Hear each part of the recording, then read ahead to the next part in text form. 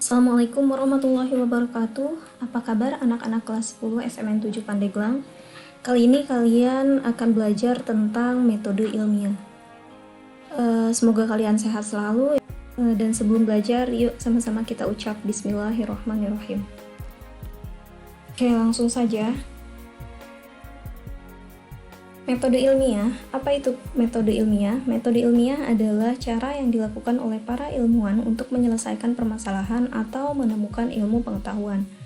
Jadi, jika ada satu permasalahan, misal di masa sekarang ini ya, masa pandemi COVID-19, para ilmuwan mencari cara bagaimana caranya untuk keluar dari permasalahan pandemi COVID-19. Nah, cara yang dilakukan oleh para peneliti untuk menyelesaikan permasalahan COVID-19 ini yaitu menggunakan tahapan metode ilmiah, atau untuk menemukan ilmu baru itu menggunakan tahapan dari metode ilmiah. Nah, apa saja tahapan metode ilmiah? Nah, tahapan metode ilmiah kurang lebih ada merumuskan masalah, tahapannya, terus melakukan pengamatan atau observasi, membuat hipotesis, merancang dan melakukan eksperimen, melakukan analisis data, dan menarik kesimpulan. Jika di kesimpulan hasil yang diperoleh tidak sesuai dengan hipotesis yang dibuat, maka nanti penelitian harus diulangi dari awal ya. Oke, yuk kita bahas satu-satu bagian dari tahapan metode ilmiah. Oke, merumuskan masalah. Apa sih rumusan masalah? Yang namanya masalah adalah sesuatu yang pemecahannya harus diselesaikan. Seperti itu, jadi yang harus dipecahkan ya. Nah, rumusan masalah dapat berupa kalimat pertanyaan terkait hal yang ingin diteliti. Kalau berupa kalimat pertanyaan, berarti di rumusan masalah ini harus ada kata tanya ya. Atau biasa kita kenal dengan singkatan 5W1H ya. What, whom, why, when, and how. Jadi apa, bagaimana, kenapa, mengapa, dan berapa ya. Oke, terdapat beberapa kondisi yang dapat dilakukan untuk merumuskan masalah. Yaitu yang pertama, masalah biasanya dirumuskan dalam bentuk pertanyaan. Oke, mengandung kalimat yang dapat memunculkan data untuk memecahkan masalah. Jadi kalimat pertanyaannya itu dia harus ada kata yang menjadi titik fokus untuk memecahkan masalah. Yang ketiga, menjadi dasar membuat hipotesis dan memilih variabel penelitian. Oke, nanti ini kita bahas selanjutnya ya. Masalah harus menjadi dasar membuat judul penelitian. Jadi judul penelitian itu harus judul penelitian atau percobaan ya harus didasarkan pada permasalahan yang akan diteliti.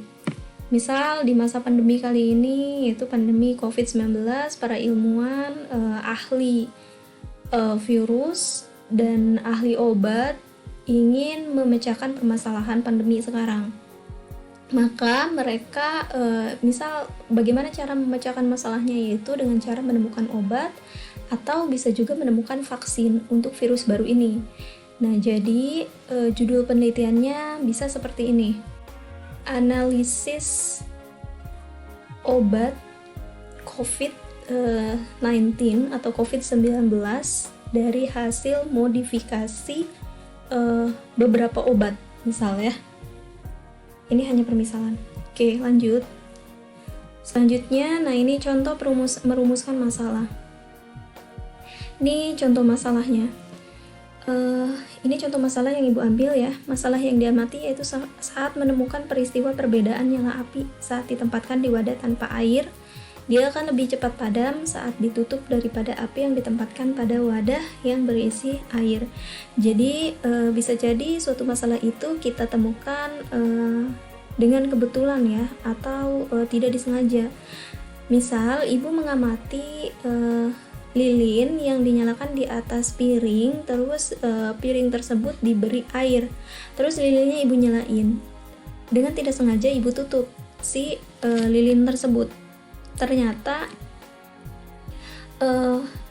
terus ibu hitung waktu yang dibutuhkan oleh lilin untuk padam. Nah, ternyata setelah ibu amati dia sekian detik. Terus ibu lakukan percobaan atau langkah yang sama ya, tapi piringnya nggak dikasih air. Nah, ternyata waktu yang dibutuhkan oleh lilin untuk padam itu dia lebih singkat daripada saat lilinnya, bukan lilin tapi piringnya diberi air. Oke, ini rumusan masalahnya. Ingat tadi rumusan masalah dia harus mengandung kata tanya ya. Ini contohnya, kata tanya. Oke, mengapa api yang ditempatkan di wadah tanpa air lebih cepat padam saat ditutup daripada api yang ditempatkan pada wadah yang diberi air? Nah, jadi rumusan masalah ini dia mengandung masalah yang diteliti. Ini kan masalahnya ya, ini rumusannya. Nah, ini berkaitan. Ini kan tadi masalahnya api yang ditempatkan di wadah tanpa air dia lebih cepat padam daripada yang ditempatkan pada wadah yang ada airnya atau berisi air. Oke. Lanjut, semoga paham. Nah, yang kedua, membuat dan memprediksi hasil hipotesis. Nah, sebelumnya kalian harus tahu hipotesis itu apa. Hipotesis adalah jawaban sementara dari masalah yang akan diteliti. Nah, untuk menentukan hipotesis, kita nggak bisa serta-merta mengambil ide pikiran kita, tapi harus didasari pada teori yang sudah ada. Seperti itu. Nah, makanya sebelum menentukan hipotesis, seorang peneliti atau seorang ilmuwan dia harus mencari berbagai referensi ya atau sumber informasi yang bisa memecahkan masalah tersebut.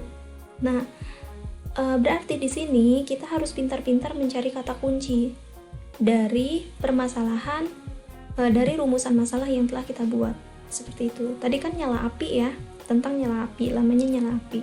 Berarti nanti kemungkinan kata kunci yang perlu dicari yaitu pertama reaksi pembakaran ya. Reaksi pembakaran. Terus yang kedua, faktor-faktor yang mempengaruhinya. Yang mempengaruhi ini reaksi pembakaran. Baru nanti kita bisa cari referensinya atau sumber informasi. Nah, sumber informasi ini bisa dari mana saja, bisa dari buku, bisa dari para ahli, kita datang langsung ya wawancara, bisa juga dari internet seperti itu. Oke, selanjutnya, nah, contoh membuat dan prediksi hasil hipotesis dari rumusan masalah yang sudah dibuat tadi ya tentang perbedaan nyala api, lamanya nyala api. Oke. Nah, setelah Ibu mencari referensi dari berbagai sumber tentang tadi tentang ini reaksi pembakaran dan faktor-faktor yang mempengaruhi reaksi pembakaran, Ibu dari punya data. Baru nanti Ibu buat hipotesisnya. Jadi hipotesisnya kurang lebih seperti ini. Api yang ditutup dalam wadah yang tidak berisi air lebih cepat padam daripada wadah yang berisi air. Nah, di sini ada alasan nih. Alasan ini nggak bisa dari kita sendiri, tapi kita nyari dari berbagai sumber. Ini karena pasokan oksigen dalam wadah yang tidak berisi air lebih sedikit daripada dalam wadah berisi air, sehingga api lebih cepat padam. Nah, Ibu tahu ini dari mana? Dari baca berbagai referensi tentang tadi reaksi pembakaran. Reaksi pembakaran ya. Dan faktor-faktornya. Faktor-faktor yang mempengaruhi. Oke, lanjut ya. Semoga paham. Selanjutnya, merancang dan melakukan eksperimen.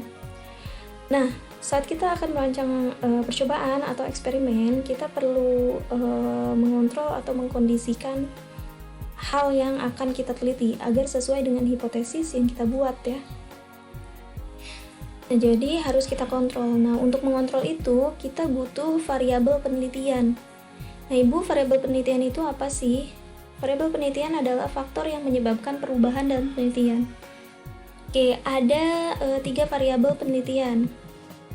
Yaitu ada variabel bebas. Nah, namanya bebas berarti dia bisa berubah ya, atau manipulasi. Jadi variabel bebas itu adalah variabel yang dapat diubah atau dibuat berbeda oleh peneliti dan menyebabkan adanya perubahan pada objek yang diteliti. Oke, yang kedua ada variabel terikat. Variabel terikat itu adalah variabel yang diamati atau variabel terkendali ya. Jadi variabel terikat itu apa sih yang mau kita teliti kayak gitu. Tadi kan kalau di percobaan nyala lampu ya, perbedaan waktu nyala lampu. Berarti yang kita teliti adalah lamanya nyala lampu antara api yang disimpan atau lilin yang dinyalakan di atas piring yang berisi air dengan lilin yang dinyalakan di atas piring yang tidak ada airnya ya.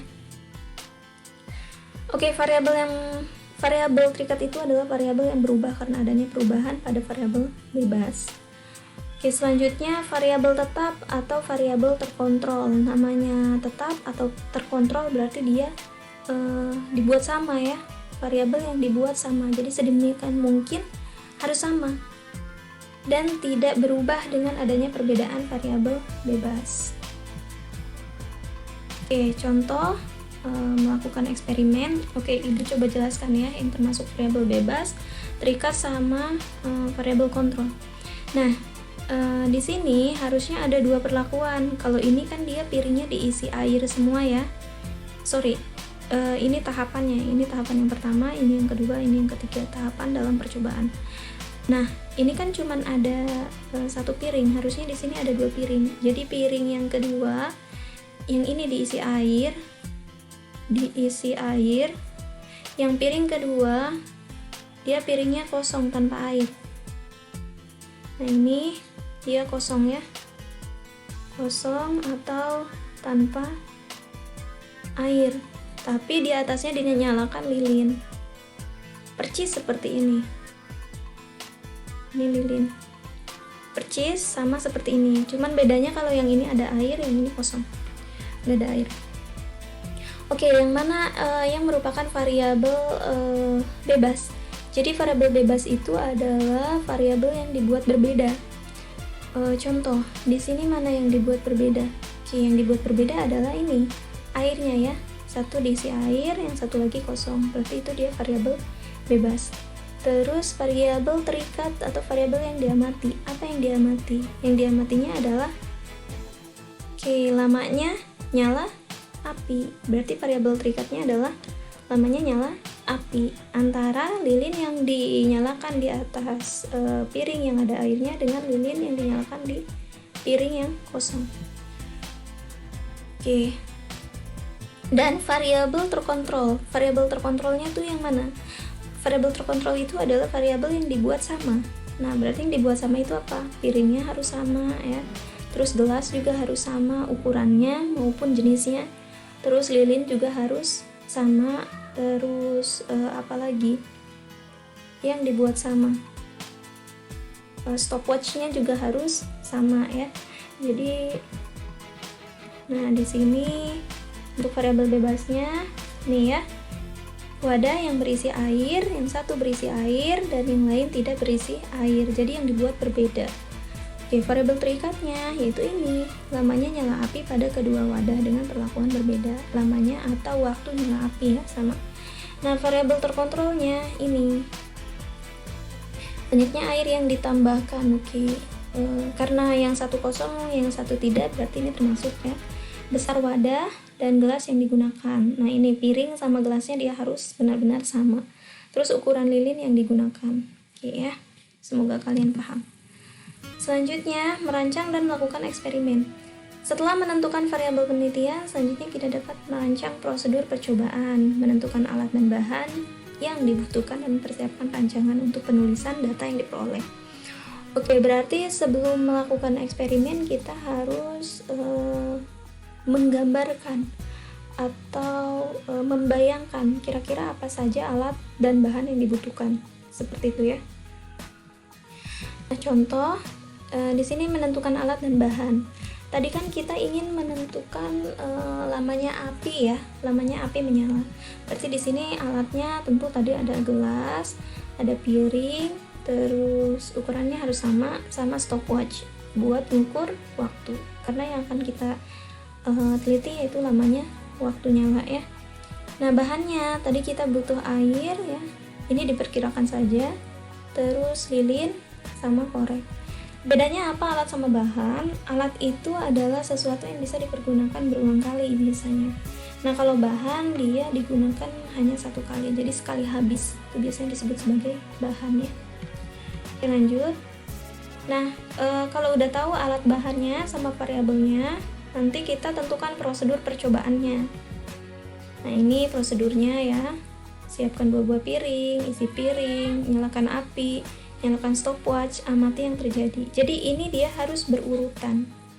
Ini harus berurutan ya, sesuai kebutuhan. Jadi sebisa mungkin kalian gambar dulu, baru nanti melakukan percobaan seperti itu. Oke, lanjut. Nah, kalau sudah melakukan percobaan berdasarkan prosedur yang telah dirancang tadi, kalian berarti udah punya data hasil percobaan. Nah, kalau udah punya data, nanti kalian analisis datanya. Nah, informasi yang diperoleh pada tahapan eksperimen diolah menjadi data yang lebih sistematis dan mudah dipahami. Datanya bisa diubah menjadi bentuk tabel atau grafik. Terus nanti data tersebut diolah atau dibahas ya, dengan menyertakan referensi yang diperoleh sebelumnya. Jadi di tahapan menentukan hipotesis itu kalian kan ada proses mencari informasi. Nah, informasi yang diperoleh itu nanti digunakan untuk membahas hasil percobaan yang dilakukan. Seperti itu. Jadi nanti flashback ya ke teori yang sudah dicari sebelumnya. Selanjutnya, hasil pembahasan dipersempit menjadi suatu kesimpulan. Oke, ini contoh. Pada tahap ini bukan hatap ya, tapi tahap. Pada tahap ini kita telah memiliki data hasil pengamatan dari percobaan. Nah, ini contoh datanya. Percobaan api yang dinyalakan di piring dengan air. Nah, air berada dalam piring, ini keadaan awal, keadaan akhirnya ya. Terus waktu padam api atau api padam. Kalau yang lilin dinyalakan di atas piring dengan air, dia 36 detik. Oke, kalau yang tanpa air dia hanya 20 detik. Jelas yang dengan air dia lebih lama menyala ya daripada yang tanpa air. Ini datanya. Kita lebih mudah membaca saat seperti ini daripada dalam bentuk paragraf. Lanjut. Setelah memperoleh data percobaan, selanjutnya kita analisis data yang diperoleh. Nah, kita bahas nih. Nah, berdasarkan data hasil percobaan yang ditampilkan pada tabel hasil pengamatan, maka dapat diketahui bahwa api yang dinyalakan dalam piring yang diisi air akan menyala lebih lama daripada api yang dinyalakan tanpa air. Nah, terus ini kita rujuk. Ini hasil nih ya. Ini hasil. Terus kita jelasin. Merujuk pada referensi atau teori yang telah diketahui bahwa bla bla bla.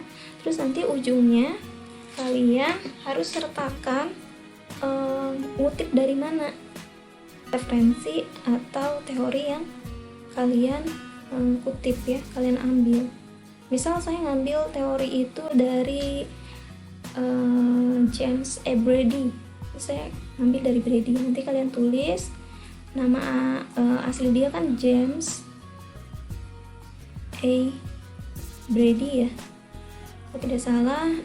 Dia menulis buku pada tahun 1970-an lah. Ini hanya permisalan ya. Misal dia menulis pada tahun 1972. Oke, misal saya ngutip dari James A. Brady yang menulis buku pada tahun 1972. Misal ya, judul bukunya yaitu, dia mengarang buku Kimia Dasar untuk universitas kalau nggak salah. Kimia Dasar untuk universitas. Misal pengarang penerbitnya yaitu dari McGill University. McGill itu dari Kanada ya, di bagian dari Amerika Serikat. Nah, nanti kalian tulis di bagian footnote-nya. Ini kan namanya James A. Brady. Kita balik namanya. Jadi Brady dulu. Brady James A. tahun 1972. Kita ngutip di halaman, misal saya ambil di halaman 60 seperti ini. Untuk footnote kalau belum paham nanti bisa didiskusikan di grupnya. Oke, lanjut. Nah, ini setelah dapat data dari hasil percobaan, kalian tarik kesimpulan. Kesimpulan dirumuskan berdasarkan hasil analisis data dan harus bisa menjawab rumusan masalah dan hipotesis, ya. Jika kesimpulan sesuai hipotesis, maka penelitian selesai. Jika kesimpulan belum sesuai dengan hipotesis, maka penelitian harus diulang dari awal. Jadi harus rumusin masalah lagi, harus nyari hipotesis lagi, menentukan hipotesis lagi. Terus nentuin variabel, apalagi menentukan alat bahan, menentukan prosedur percobaan, terus analisis lagi, menarik kesimpulan lagi, sampai dia sesuai dengan hipotesis, seperti itu. Contoh, menarik kesimpulan berdasarkan data hasil percobaan, maka dapat disimpulkan bahwa nyala api dalam wadah yang berisi air lebih lama padam karena adanya tambahan oksigen terlarut dalam air. Ini satu misal. Terus yang kedua, nanti ada lagi, hasil percobaan dapat menjawab rumusan masalah dan sesuai dengan hipotesis percobaan, maka dapat disimpulkan percobaan yang dilakukan berhasil, ya. Nah ini referensi yang saya ambil dari buku Unggul Sudarmo tahun 2017, terus dari Sri Rahayu juga, ya, tahun 2013. Ini ada di sekolah, ya, kalian bisa pinjam. Oke, terima kasih atas perhatiannya. Sampai berjumpa di pembahasan selanjutnya. Tetap jaga kesehatan. Kalau keluar rumah atau ada tugas kelompok, jangan lupa terapkan aturan COVID-19. Minimalnya kalian harus pakai masker dan cuci tangan, ya. Oke, mohon maaf jika ada kesalahan. Silahkan tuliskan komentar di kolom komentar untuk perbaikan konten yang sudah saya buat. Assalamualaikum warahmatullahi wabarakatuh.